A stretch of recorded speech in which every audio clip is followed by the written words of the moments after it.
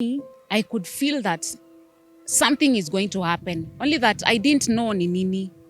But I remember, the last words I remember my daughter telling me was, "Mom, hatutaki kwenda na dadi. Huko tunachapwa, huko tunachunwa. Mom, huyo mama wa huko ni mbaya." That is all I could remember. I received a call one night when I was on my knees praying. It was around 10 in the evening. It was 24th of August, 2020. He calls me and tells me that, no, Naomi, we've lost our daughter, And for sure, it was confirmed that this baby was murdered.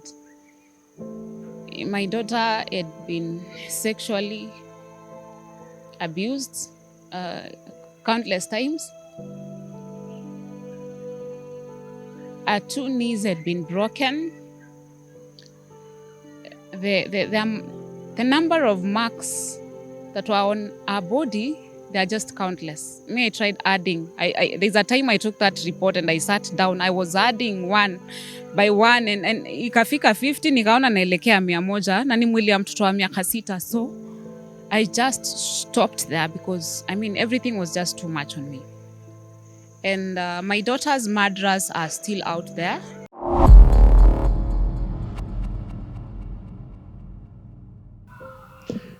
Mambo vipi, karibu kwa mara nyingine kwenye Plug TV, your number one infotainment channel. Kama kawaida, this will plug you with every trending story.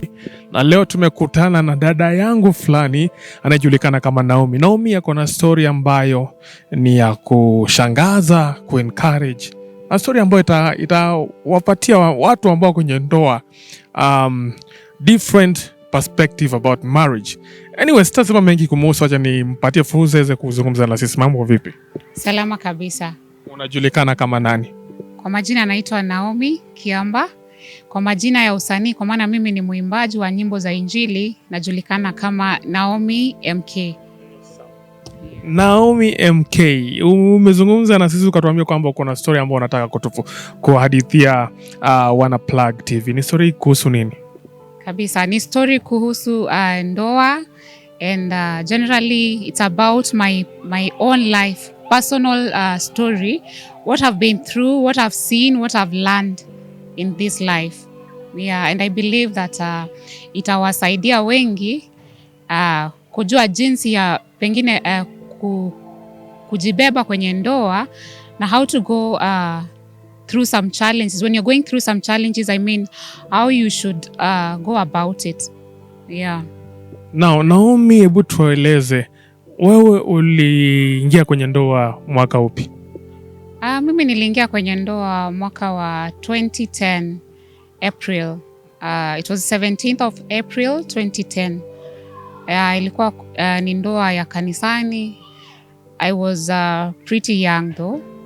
I got married at 21. Yeah. Wakati pale nilipokuwa nimemaliza masomo yangu kwenye college. Then I believed in marriage and all I wanted was to settle down, start a family and serve God well in a good marriage. But things didn't turn out that. Things turned out the other way. Yeah. Ngoja kwanza, Naomi, wakati ambapo unasema things turned out the other way, unajaribu kumaanisha nini? What do you mean when you say things turned out the other way? Inamaanisha kwamba ndoa, nilikaa kwenye ndoa kwa miaka 7. Ilikuwa na changamoto zake. Then after 7 years, ile ndoa ikavunjika. And I was very hurt. It was the most painful experience I ever had. And I'm not sure if someone probably has gone through what I've gone through and still be standing. Like, I've seen God in my life. I've seen God despite the pain that I was going through. I've really seen God. Yes. Hebu tueleze pole tu, wakati ambapo ulifunga ndoa, maisha yalikuwa mazuri, sio? Yeah, kwa kweli maisha yalikuwa mazuri.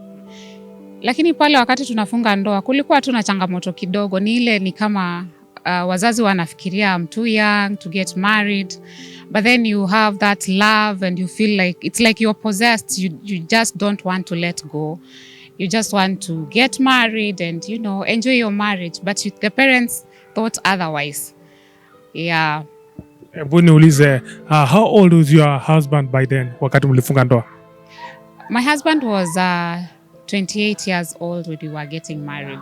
Yeah. Now, hebu tuambie ni wakati upi ulifika ukaanza kuona kumeanza kuwa na changamoto hivi, and what was happening at that time? Okay, kwenye ndoa, after our first year in marriage, we got a son, and after getting the baby, that is when now the guy started changing. Alianza kubadilika tu polepole, ukapata kwamba anaenda harudi kama vile anavyofaa kurudi kwa nyumba. He could go and come home very late, though the nature of his job ilikuwa ni mostly alikuwa nje, but hata ule wakati ako ana work within, I mean the man was just rare. In fact, I remember there's a time nilikuwa namuuliza, kazi yako hakunanga leave, you know, cause for all those 7 years I've never seen he's now my ex-husband. In my marriage I have never seen him go for leave, and the institution he was working for, I mean, wako na leave days. So hiyo ni kitu nilikuwa nashinda nikijiuliza, huyu mwanaume kweli haendi leave, anaenda wapi? Yeah. Now, ni vitu gani alikuwa anakufanyia ambazo ungetaka kuambia Wakenya hapa nje? The first year was good. Tukipatana na huyu mwanaume kwa kweli when we were dating he didn't have much. I remember he was living in a single room. Then actually that is one of the reasons as to why my parents were wondering why I'm getting married to a man who is not even stable enough. So I had this belief in God that God is going to give him a good job. Na nikaanza maombi pale. So I prayed. So by the time we were doing our wedding, the guy got a very nice job where he works till today. And so life started changing. The first year in marriage, everything was perfect. I remember he bought his first car, our first year in marriage. And life seemed good. But now wakati pale mtoto amekuja tena, jamaa akaanza kubadilika, anakuja kwa nyumba vile anataka. Like mostly he was just out late, and you know he was a noise maker. Na wakati ambapo anakuja nyumba late, alikuwa anakwambia mtoka wapi? Alikuwa anasema tu ametoka kazi. But my instincts could tell me hapana, this man is up to something. Nile tu hauna proof. You do not have proof, so you have to keep comforting yourself. So yeah, I stayed there, nikaji-comfort too. Because I didn't believe in divorce at all. And I didn't believe in broken marriage. And I had never thought that my marriage can one day end. Yeah, so nilikaa pale nikavumilia tu. Then few years down the line, that was in 2013, we got our second born. She was a girl. So before then, I had lost my job. Mahali nilikuwa nafanya kazi. So now life was really hard because now this man seemed to be busy with other things. I mean, provision in the house, he wasn't providing like he should. So life really became hard. And I remember now, here I am, I'm expecting our second child and I do not have a stable job. Nikashikwa na stress. I didn't know what to do. I remember someone is pregnant. I was 3 months pregnant, but I was still in denial that I'm expecting my second child. Because the kind of life this man had exposed me to, I mean, it was now, everything was just so hard for me and for the little baby. Yeah, in fact, I remember a time when my dad had to pay for our house girl, you know, our house help. Imagine my own dad paying for my house help, yet the house help anatusaidia hapo pale na mtoto, you know. I mean, it wasn't a good thing, but either way, niliamua sitoki kwenye hiyo ndoa, nikaamua tu kuvumilia. So now here I am, I'm expecting our second born. That was in 2013. I was called for a certain interview for a job where I work till today. And I remember when I went there, I was the following week is when I was due. So I went there and I remember after the interview, the HR looked at me and she just laughed and she told me, Naomi, you're so courageous. I've never seen someone like you. You're due next week and you're here for an interview. So unfortunately, we cannot take you because of your condition. Just go get a baby well, then I promise you one day I'll call you for another interview. So mimi nikarudi nyumbani. I got my baby safely. Then a year down the line, I was called to that organization for another interview and I got the job. So wakati ule kwa sababu nilikuwa nimepitia mambo mengi, like I didn't mind. I remember I started as a receptionist and I did not mind. All I wanted was just to have some money for myself. And what I had in mind is I want to pay my house help. I don't want my dad paying for my house help, house help. So, and wakati nilikuwa kwenye ile ndoa, nilisoma mambo mengi, nikajiambia, itabidi nirudi shuleni. Nilikuwa natamani tu kurudi shule. So, mwaka wa kwanza wa kufanya kazi, I went to school. I started doing a diploma, nikitafuta tu fedha za kunisomesha vizuri. So pale sasa ni kama nilianza vita bila kujua.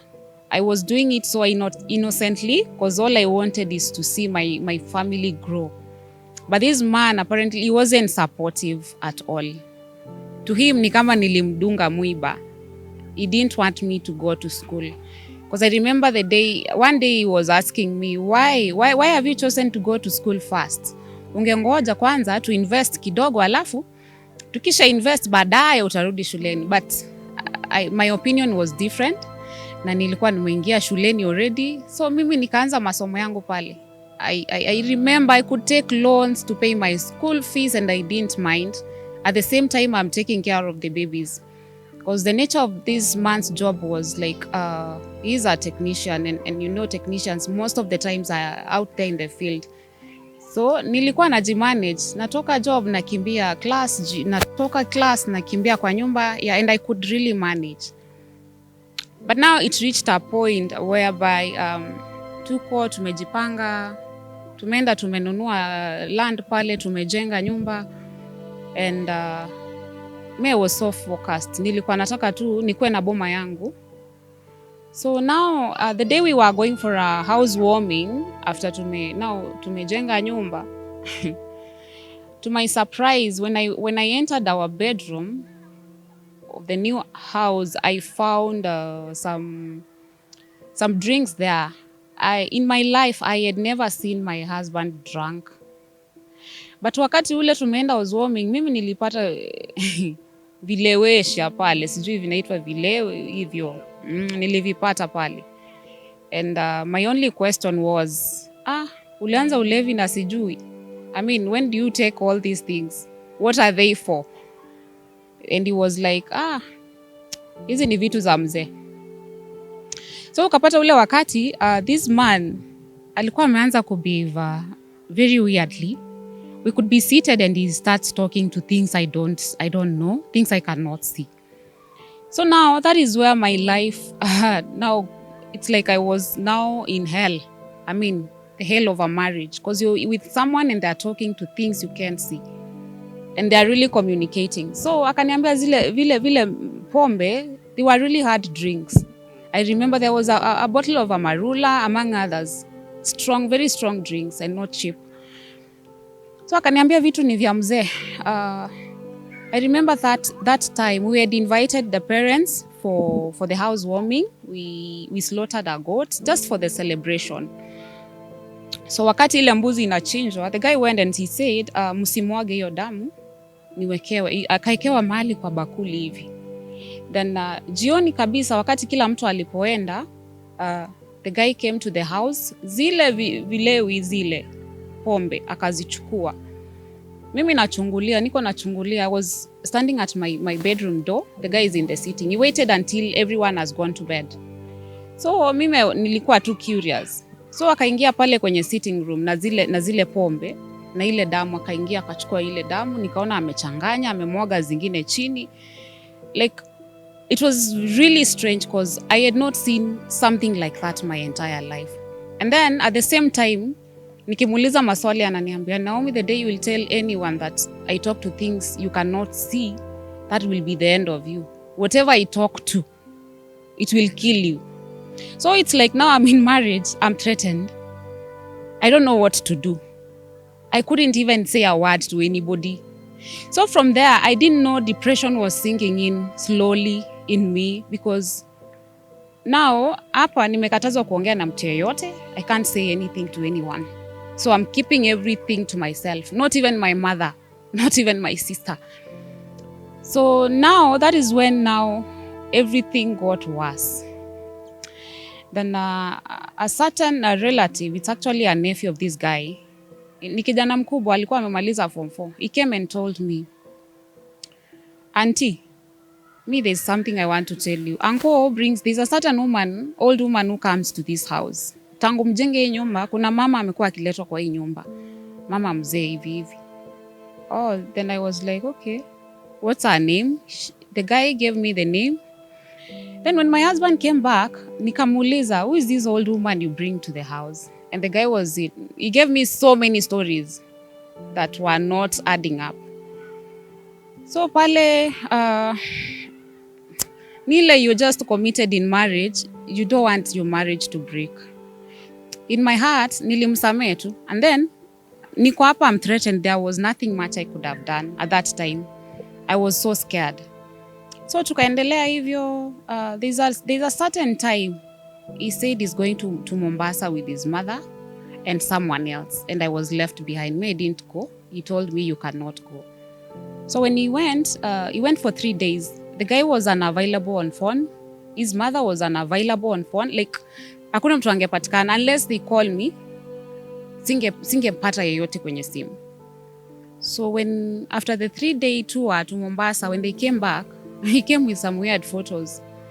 Ati tulienda Mombasa, kwetu watu wanasema ushago where my mom amejenga, wanasema kuna nyoka inaonekana pale, tulienda kutoa nyoka. So my question was, and you thought the best place to go was to Mombasa. So what were you doing there? See, we go to church. Because me, I've been brought up in church.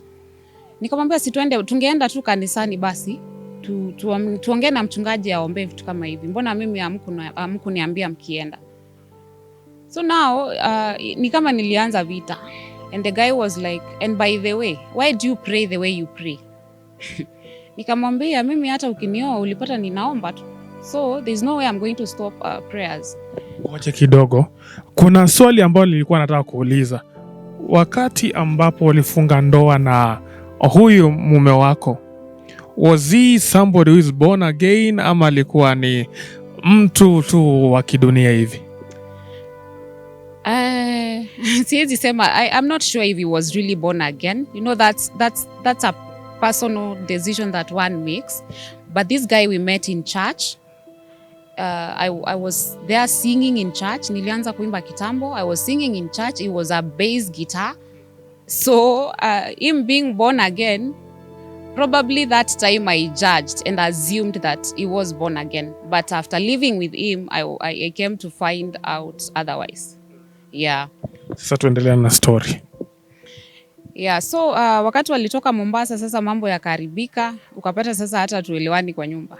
The guy is just now strange. Like he would go, akienda hizo kazi zake, kitambo alikuwa angeenda kazi, kama ni kazi ya nje, weekend atakuwa pale, atarudi kwa nyumba. But now this time, alienda akaongeza. Kama ni kazi ya wenye wameenda nje, he will go even close to 3 weeks. And when he comes back, he will come back on a Saturday very late at around 11. Atabaki pale sitting room. Amefika 11, me I will serve him and do whatever every wife would do. Kama ni maji ya kuoga, even namwekea, then atakaa pale kwenye sitting room mpaka saa 9, 3 a.m. And now it became a culture. Like every time he goes and he comes back, that is the time he comes home. And then there's this strange woman who was calling. There's a strange woman who was ever calling.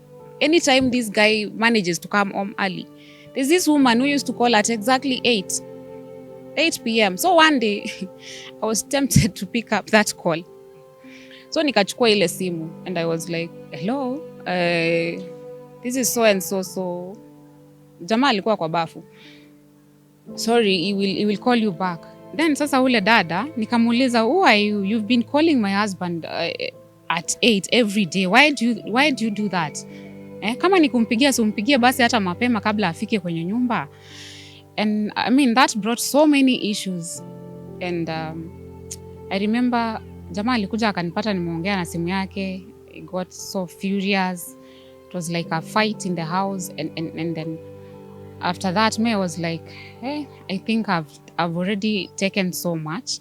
The best thing you can do is carry me and take me back to my parents' home where you took me from. I remember calling my dad. I told my dad that I'm coming back. I'm coming back. And so everyone was waiting for me to go back. So tukatoka kwa nyumba, I packed everything, the clothes and everything, and I was ready to go home to my parents. But now, wakati tulifika kwa njia pale, because I gave this guy some conditions. Nikamwambia, take me to this woman who calls you. Huyu dema alisema yeye ni nani kwake? I can't remember. She mentioned a certain name. I can't remember her name. Then akarudi akaniambia, alianza matusi. Alianza tu matusi. Why did you pick that call? Wachana na mwenye simu achukue simu yake. And then it was a very long story. Then nikuuliza huyu jamaa ananiambia, no, this is a lady we schooled together. Tulipatana hapo sijui Equity wapi. And I took her number. And for me that was not enough reason for someone to be calling every 8 p.m. So jamaa nikamwambia mimi nipeleke home. Before then, the same number called again. And this time round, apparently it was this lady's husband who was calling. So the guy picked and the husband, he said, I'm the husband to this lady, so can I talk to your wife? So me, I picked. And the guy told me, I'm so and so, and I'm sorry, I didn't know mke wangu ana matusi kiwango hicho. I'm so sorry for everything that she's caused, but can we meet and talk and settle this out? So we planned for a meeting that never happened because this guy alikaa tu akaniconvince akaniambia I'm so sorry, oh don't. Sasa hiyo na bembelezo tuko kwa njia mimi narudishwa kwa wazazi wangu, but somewhere hapo along airport hapo alipark kando akaniambia no Naomi, I'm sorry, you know. I remember he cried and apologized. So after the apology I was like let's go back. So we went back home and life continued again. New life ya threats. But sasa out of that issue, it became a major issue between this man I was married to and my dad.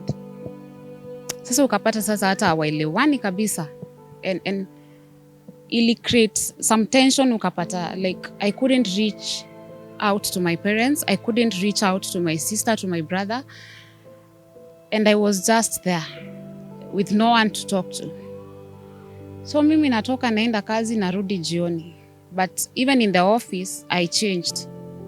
And everyone realized that Naomi has really changed. I was a social person. Nikakuwa mtu tu. Someone who's stressed up and someone who doesn't want to talk much. So I remember there's a certain time that my HR called me and she was like, Naomi, I've noticed you've changed so much. And with my experience, I think there's something that is eating you up. Do you mind sharing? But I couldn't share because kuna threats. Mimi kitu kinanikula kichwa ni huyu mtu anaongea na vitu sioni. Sasa niliambiwa nikisema nitauawa. So I didn't know what to do. So I told the HR, no, thank you. I'm fine. So this continued for a while. And one day I was just fed up. This guy told me he's going to take away the kids and I will never set my eyes on them again. And he meant what he said. So kwa sababu nilikuwa napitia stress for a very long time with no one to share to, I sank into a depression. And one day, I just thought of ending my life because, I didn't see the meaning of life anymore. Because I was going through so much. I had no one to talk to. I pitied my kids. And this guy was all over, like, I'm going to take these kids away. You will never see them again. So my life was like ending and I didn't know what else to do. I remember I attempted suicide. I thank God I'm alive. I attempted suicide. Nilikunywa sumu. But the funny bit is, it's like on the other ear, God was telling me, there is a spirit of God that was speaking in me, telling me, dilute that thing you are about to take. So the poison I took, I diluted. It was a pesticide. Dilute. I'm telling you, ni kama nilikuwa ninataka kukufa, ni kama I was just somewhere there. Let's say it's just because of what I was going through. I was so stressed. So I took that poison, and there's a niece of this guy we were living with. She was in college that time. She called out for help. I was taken to hospital, and na neighbors. They were neighbors and they were a couple friend. So wakati nikapelekwa pale hospitali, I stayed in ICU, was transferred to another hospital. I stayed in ICU for some days, and the day I woke up, it's like my state of mind was not fine. It's like I had gone crazy. I was not myself. Because I remember I had been assigned 4 nurses in the hospital. Yani ni kama nilikuwa nimechizi. So I stayed in that hospital, and the weirdest part is this man never came to see me in that hospital until one day a doctor, a psychologist who took the number and called him and demanded him to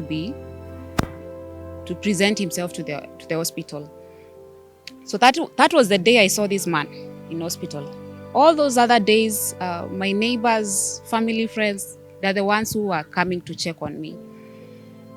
So pale hospitali, the day this guy came, he spoke to the doctor. And I remember after they had a talk, this doctor called me and she told me, Naomi, you are in a fight of 2 men, your father and your husband. And I lack an advice to give you. But it's like, uko kwa vita wanaume wawili wazima, they know what they are fighting for. Wewe umefall tu kama victim inside.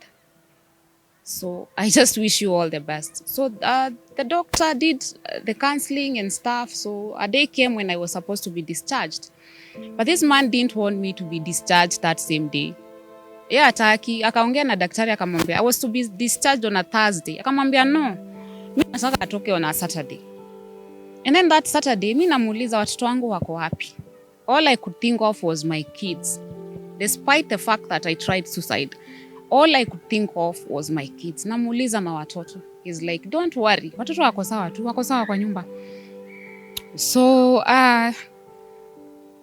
for sure, nilidischargiwa hiyo Saturday alisema. And he sent a friend of his, is a cab guy, who came to pick me up. Sasa hiyo nimewekewa nguo 3 kwa mfuko na pair of shoe. So I was to be discharged according to this man's instructions. Ni dischargiwe nipelekwe tukutane kwa soko yenye iko karibu na kwetu, Ushago, like my father's land. So mimi nikamuuliza sasa unataka niende nyumbani na watoto wangu. I've not seen my kids for a while. I've been in this hospital. I want to see my kids. And the guy was like, no, the kids will be fine. The kids will be fine. So I was discharged. Tukaenda nikapelekwa pale, tukapatana na yeye, my nearest hometown.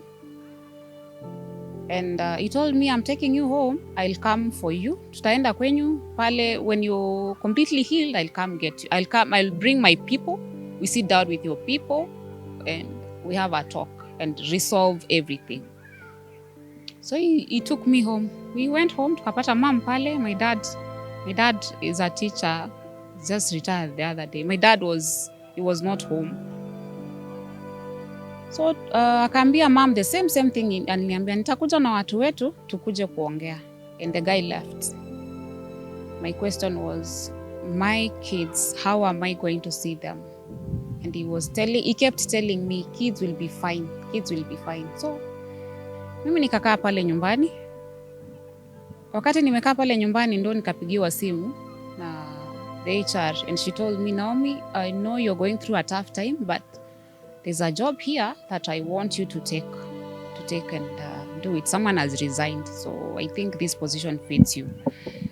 So sasa niko nyumbani, watoto wako Nairobi. I don't know hata hiyo home nikitoka nitaenda kukaa wapi, kwa sababu the way this guy had treated me, it was clear that I didn't have any access to that house. So nikakuja tu. I remember the day a lady who used to do my hair, when I came, I went to her and I told her, can you kindly house me for few days as I plan myself?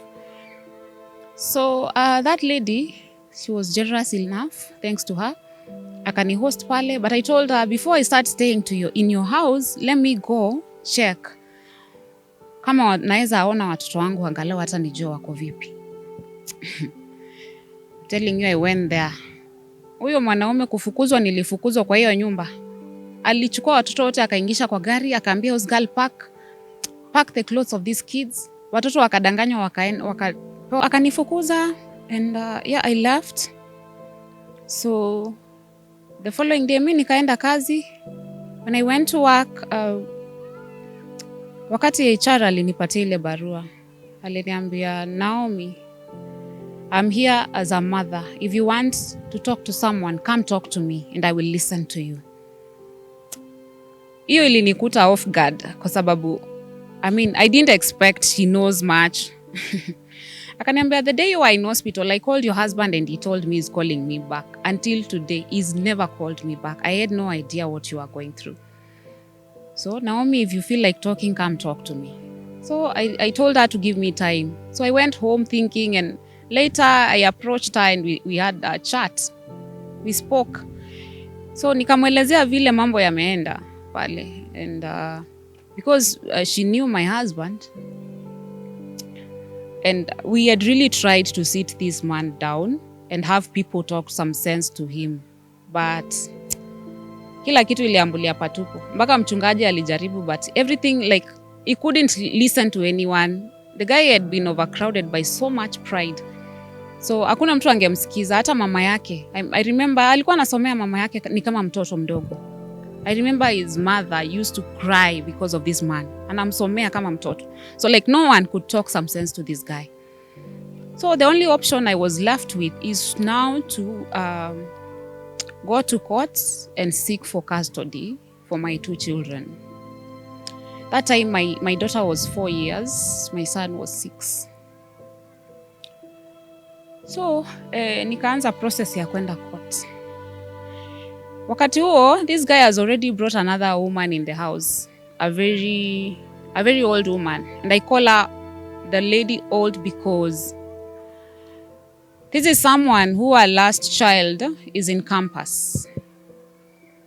She's really old.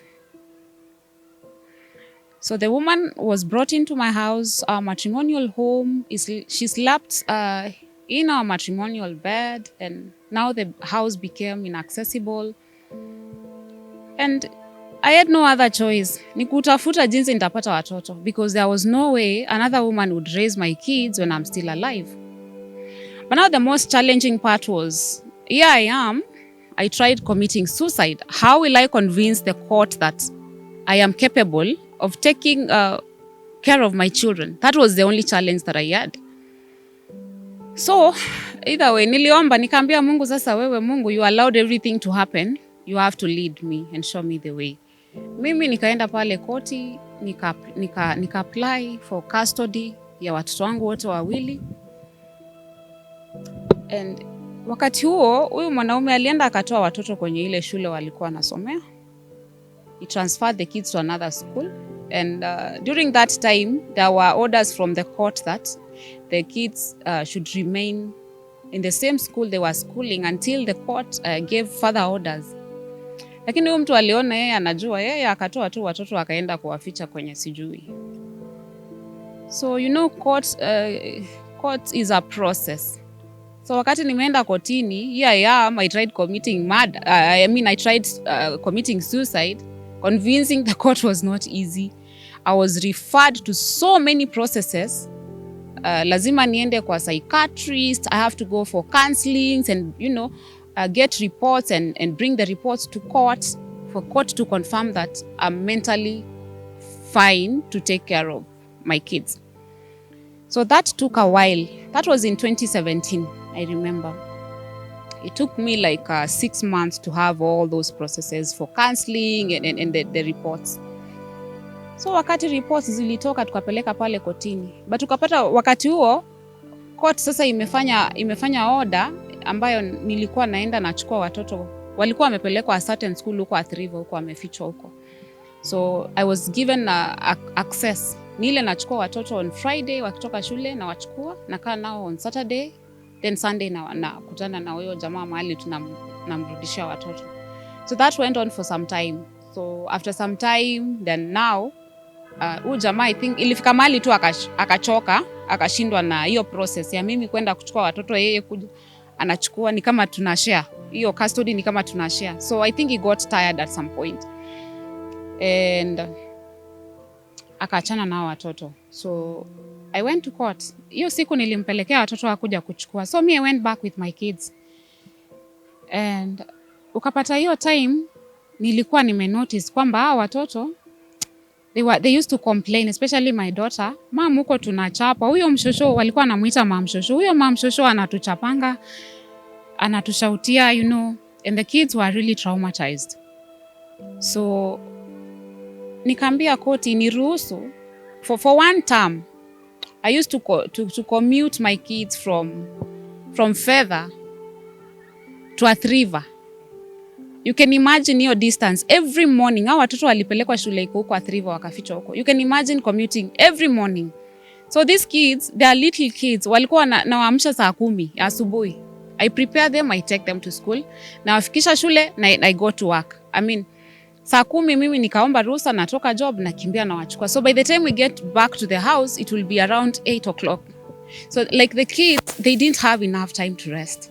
Unapata, yani watoto wanaoperate kama watu wazima. So it went on for that full term. Then koti ikanipea ruhusa nikatransfer watoto to another school, a nearby school. So mimi nikaanza kushughulikia tu watoto wangu. I mean, I was getting zero support from this man. Mimi nikapeleka watoto wangu shuleni and life was tough because the day that guy chased me from the house, few days later, wakati alileta huyu mama, akajua kila mtu amejua kuna mama ameletwa, alikuja na lori they packed everything in the house and they left. So like I started life from scratch. The only thing I remember I started with a mattress and a blanket, a red blanket. That was all I could afford back then. So mimi nikaanza life kwa mattress. Na watoto wangu tukaendelea, I moved into a bigger house and we started living with my kids. Nikawalipia fee, watoto wanasoma. That was in 2018 April hapo. Tukakaa 2018 vizuri, 2019. Then wakati 2019 kulikuwa na hiyo that long holiday, ilikuwa watoto wanafunga kitu October hapo. 29th of October, I remember. At work, I was served with a court order telling me to present the kids in court. So wakati niliona ile document, mimi I knew what that meant. Huyu jamaa alienda akasema hajaona watoto wake for 2 years. So he was pleading with the court imsaidie na watoto. Akae nao kwa hiyo holiday watoto wamefunga shule. And deep inside of me, because this is a man I lived with for 7 years, I knew what it meant. It meant risking the lives of my children. I'm telling you, I didn't want to go to that court. I refused to go to that court and take my kids there because I knew the moment I stepped there with those kids, sitawaona tena. But my pastor spoke to me, akaniambia, Naomi, there is no need. If you don't take these kids to court, definitely you will be arrested. You will be arrested because you will be in contempt of defying court orders. So the best thing is wapeleke tu and just let your lawyer do his job. He will fight and see what he can do. So I went to court. That one I went in respect to my pastor and my lawyer, because it really took them time to convince me to do that. So tukaenda kotini, and wakati tuko pale kotini, my daughter already was crying, my son was crying when they saw their dad, because kuna wakati alisema anaenda kuwapatia maji, then I don't know what happened down there. They both came crying. Wakasema daddy anatuchuna huko chini, anatushautia. And my lawyer tried, convincing the court that this man is really not worth kukaa nao watoto. Na wakati lawyer wangu anatry kuconvince the court that there were some reports zilikuwa zimefanywa na child psychologist. There are 2 child psychologists who had done a report. Alikuwa ameona watoto, alikuwa ametembea mpaka pale huyu mwanaume anaishi na huyo mama, na those doctors, they had done a good report, and they told the court the dangers of letting these kids stay with this man, because now there was an issue of another woman who is mistreating the children, and they were saying it, and it was there in the reports. So I don't know what happened. Jamaa akapewa watoto, akaambiwa we are giving these kids for only 1 month. That was on 29th of October, meaning 5th of December 2019, you'll have to take those kids back to Naomi. Mtapatana mahali fulani umpatie watoto wake. That was the last day I sat my eyes on my daughter alive. Deep inside of me, I could feel that something is going to happen. Only that I didn't know ni nini. But I remember, the last words I remember my daughter telling me was, "Mom, hatutaki kwenda na daddy. Huko tunachapwa, huko tunachunwa. Mom, huyo mama wa huko ni mbaya." That is all I could remember. But still, and the magistrate was seated right in front of us, and she allowed that happen. So mimi sikuwa na la kusema, because she even called like those police. If it was either I release the kids or I go in. So watoto wakachukuliwa hivyo. Watoto wakati walichukuliwa, I sat in court premises. I cried for 1 full hour. Deep in my spirit, I had a feeling something is going to happen to these kids. So I cried a whole hour. And there's this security man who came to talk to me. Akaniambia, "Mom, watoto utawapata tu, wacha kulia. Like, I've seen many cases here. One day you will get your kids back. Don't worry." So I went home. I couldn't even go back and concentrate in work. So I called my boss and told her, "Mimi, I don't think I'm fit to work. Just give me some time." I was so stressed up. I remember I spent 2 weeks after now the kids were taken away. I spent 2 weeks in the house, and all I could do was just cry and pray and ask God questions ambazo siku hata na majibu. So after those 2 weeks, nilisikia tu, I couldn't continue like that, because nilisikia ile depression ni kama inataka kurudi. So I had to get busy, go to work. So I went to work, and wakati nilirudi kazini nikijua 5th ya December iko mbali. Kama ni 5th, let's wait for that 5th. So wakati 5th ilifika, I sent this guy a message and I told him, "Remember, we are supposed to meet in such and such a place, uleta watoto." And this guy wrote me a message back and he said, "I'm not bringing back the kids, Naomi. Get that into your head. And in fact, mtoto anaenda kutairiwa, now our son." Nikamuuliza, even the girl, he was like, "Hapana, but there's no way I'm bringing back one child. So I'm not bringing them." So after 5th, I went the following day to court. Court issued warrants of arrest to arrest this man and try to get the kids back. Mtu sijui alificha watoto wapi, kwa sababu I walked from one police station to another. I started in industrial area. I went to Emali. That is where we had bought land. I camped in Emali for close to a week. From Emali, I came to Mlolongo. Like, I was moving from one police station to another based on police wamemtrack, wamemuona wapi. So now it took us a while, and then the police. Those people. God just have mercy on them. Mimi kama ni frustrations, I was really frustrated by the police force because I didn't get help. Nilitafuta watoto tukachoka, we didn't get the kids. So now COVID came in. When COVID came in, courts zikafungwa and everything was just down.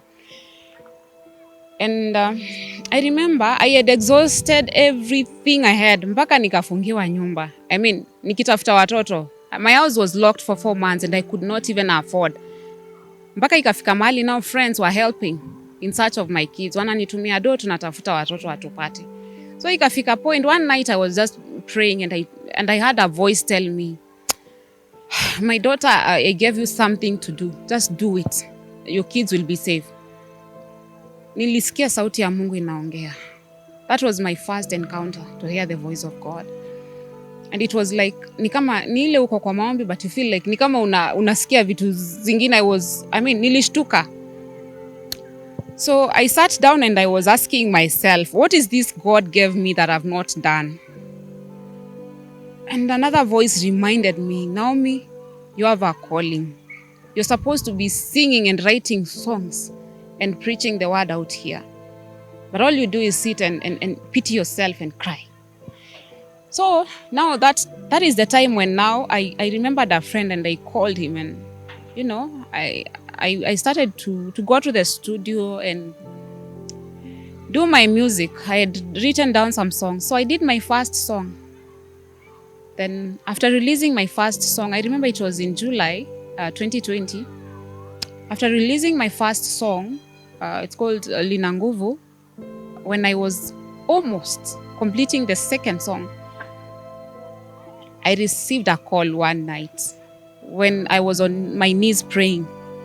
It was around 10 in the evening. The person who was calling was my ex-husband.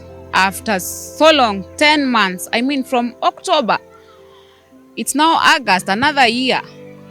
It was 24th of August, 2020. He calls me and tells me that, Naomi, where are you? And I was like, why are you asking me that? I've been looking for my kids.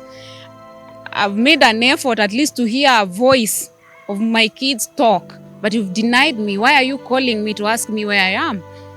And he was like, no, Naomi, we've lost our daughter, And the way he put it, he didn't put it even, kuna venye unaweza break information to someone, bad news. There's a way you can break bad news to someone. But this guy, he wasn't even cautious. Aliambia tu, the baby was called Beverly. Aliambia Beverly amekufa. And for me, I was like, are you teasing me or something?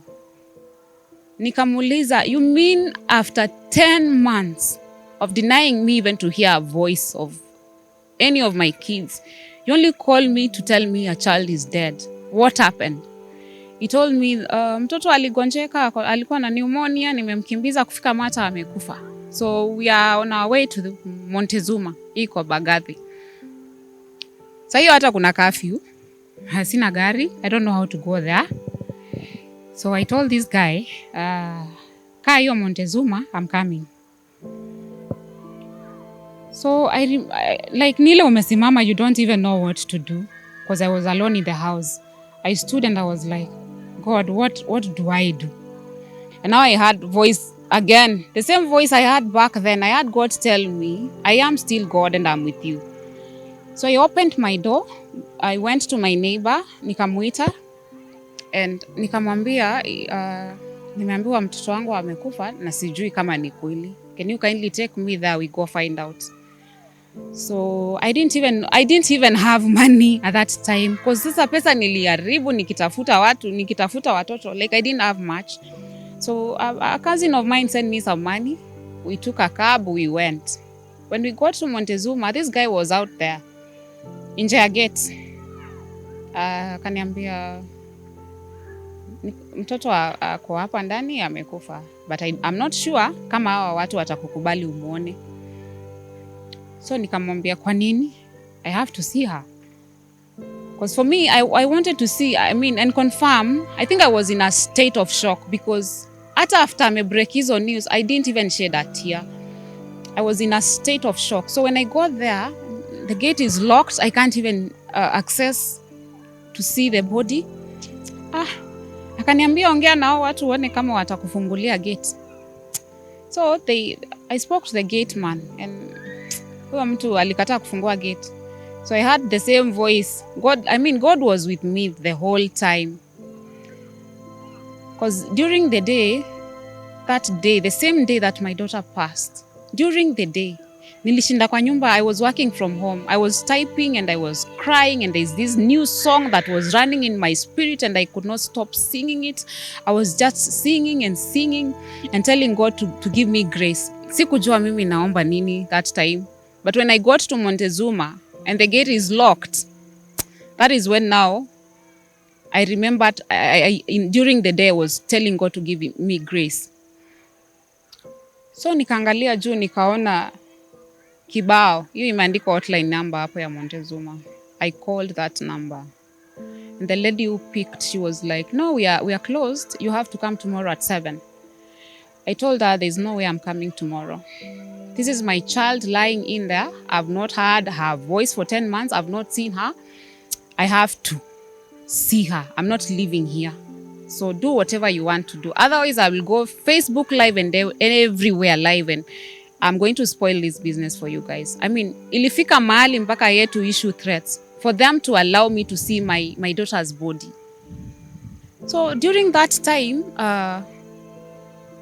huyo mama akaniambia tuwezi kuacha uone mwili kama mwenye ameleta hayuko. So the guy was just seated there. Nikamwambia baba mtoto wako hapa, talk to him. So I don't know what they spoke. Then later, the gate was opened. I entered. My brother came. When I entered the gate, what shocked me is the mortuary attendant came running all the way, and he grabbed this guy and they moved aside. And the last words I heard was, "Wacha aone, juu ame insist." That is all I can remember what that mortuary attendant said. So in my mind, nikajuliza, a relationship between a mortuary attendant and a client who just brought a body, imetoka wapi? To me, that was like a red flag. So anyway, nikaingia, nikatolewa mwili, nikaona. When the body was in the process of being brought out, my brother was he was interviewing this guy. Anamuuliza, "You want to mean the baby just got sick and she died like that?" And the guy now contradicted himself. Remember, mimi niliambiwa ni pneumonia. So he told my brother a few weeks back, like 2-3 weeks back, before the baby died, alikuwa anasema anavurutwa nywele. So akasema tumnyoe. So mimi nikamnyoa. So nilikuwa namsikiza. It's like he was preparing me that what you are about to see is something different. Mtoto wako amenyolewa nywele. So when the body was brought out, indeed mtoto alikuwa amenyolewa na si kunyolewa ile decent, ilikuwa ya makasi. Nywele imenyolewa, imekatakatwa hivyo na makasi. And the baby was so big, like hakuwa anakaa kama ni yeye. So when I saw that body, I was in shock. I actually thought she's not the one. So I went close, I looked at the body, and indeed, to be convinced, I had to look for a birthmark. My daughter had a birthmark kwa masikio, so I had to look for that birthmark. Na yenyewe nika-confirm mtoto ni yeye. But now, the baby's face had so many marks, and I could see some traces of marks huku kwa chest, but sasa alikuwa amevalishwa, everything was long sleeved. So I looked at that body and everything was just a red flag for me. My daughter didn't have marks wakati nilikuwa na yeye, hakuwa na maalama. So I took my phone and I took some photos. And then nikavuruta hiyo trolley, nikaambia huyu mtu wa mortuary, "Help me turn this other side, I want to see." Because alikuwa amelalishwa, kichwa imelalishwa na side, they had hid the left side. Nikamwambia, "I want to see the other side." So wakati alitilt kichwa, kumbe hii side imelalishwa chini, iko na hata maalama mingi zaidi. And then the neck ni kama mtoto alikuwa amestruggliwa, because she was light, her skin color was light. So when you struggle someone who's light, definitely atabaki na alama zinakaa damu hapo. So and then her tongue was out, Then kulikuwa na povu imetoka kwa mdomo. I mean, everything I saw, it was just too much. It was clear that hii haikukuwa ugonjwa. Something happened. So me, I took my photos and I prayed for the baby and I left. So the following day, me nikaanza safari. I went to the police station in the Stol area, because when the guy was talking, kuna wakati alikuwa anaongea na my brother, he mentioned something about in the Stol area police. So my question was, what did he go there to do?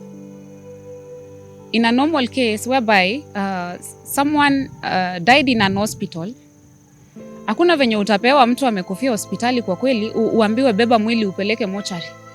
So in my mind I was asking myself, huyu mtu alienda huko kufanya nini police station? So mimi nikaenda, I went there, nikaitisha statement yenye aliandikisha, and he had changed my daughter's middle name, he had changed my daughter's years. And then I realized that mtoto hakukufia Mata. By the time the guy got to Mata, the baby was dead.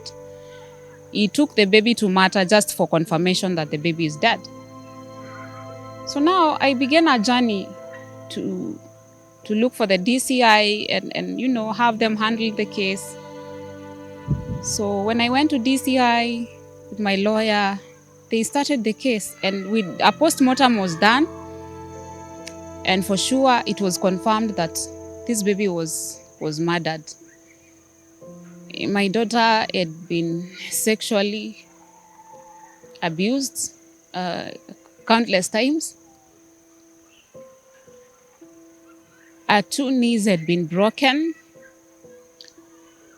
The number of marks that were on her body, they are just countless. Me, I tried adding. There's a time I took that report and I sat down. I was adding one by one and ikafika 50, nikaona naelekea 100 na ni mwili ya mtoto wa miaka 6. So I just stopped there because I mean everything was just too much on me. So wakati tunafanya postmortem, I don't even know where my son is. Mtoto wangu mkubwa, the boy is, I don't know where he is. He's been eaten. So this year I managed to rescue my son.